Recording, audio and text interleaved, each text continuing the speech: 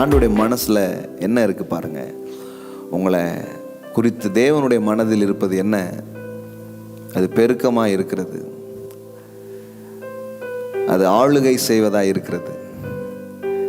பலிகி பெருகி அது பூமியை நிரப்புங்கள், எதுவும் எம்டியாக இருக்கக்கூடாது, நிரப்பணும்னு அவர் ஆசைப்படுறாரு.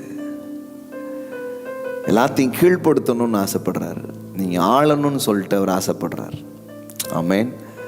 எனக்கு ஞாபகம் இருக்கு, ஒரு நாள் நான் பிரசங்கம் பண்ணி கொண்டிருந்தேன், தேவன் உங்களை வாழ வைக்கிற தேவன் அப்படின்னு சொல்லிட்டு. அப்படி பேசிட்டே இருக்கும்போது ஹோலி ஸ்பிரிட் வந்து இந்த வார்த்தையையும் வாயில் கொண்டு வந்து போட்டார். இப்போ நான் வாழ வைக்கிறவர்னு மட்டுமே இல்லை, அதையே சொல்லிகிட்டே இருக்கிறேன். வாழ்வீர்கள் வாழ்வீர்கள்னு சொல்கிறேன், இதையும் சொல்லு, நீங்கள் ஆழ்வீர்கள் அப்படின்னு சொல்லு. வெறுமனே நீங்கள் வாழ்கிற மட்டும் இல்லை, வெறுமனே உங்களை வாழ வைப்பது மட்டுமல்ல, உங்களை ஆளையே அவர் வைப்பார். நீங்கள் ஆளுகை செய்வீர்கள். அதுதான் கடவுளுடைய நோக்கமும் திட்டமுமாக இருக்கிறது. நீங்கள் இப்பொழுது எந்த நிலையில் இருந்தாலும் அந்த நிலையிலிருந்து ஒரு பெரிய பெருக்கத்தை நீங்கள் காண கர்த்தர் விரும்புகிறார்.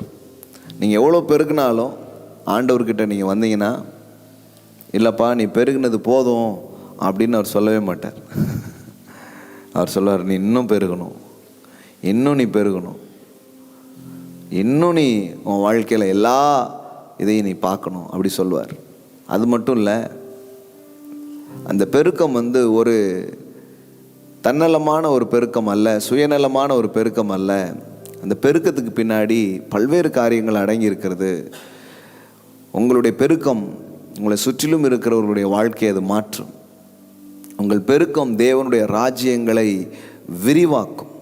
தேவனை குறித்த எண்ணங்களையும் சுவிசேஷத்தை குறித்த மதிப்புகளையும் அது மக்களுக்குள்ளே கொண்டு வந்து பதிய செய்யக்கூடிய ஒரு காரியமாக அது இருக்கிறது.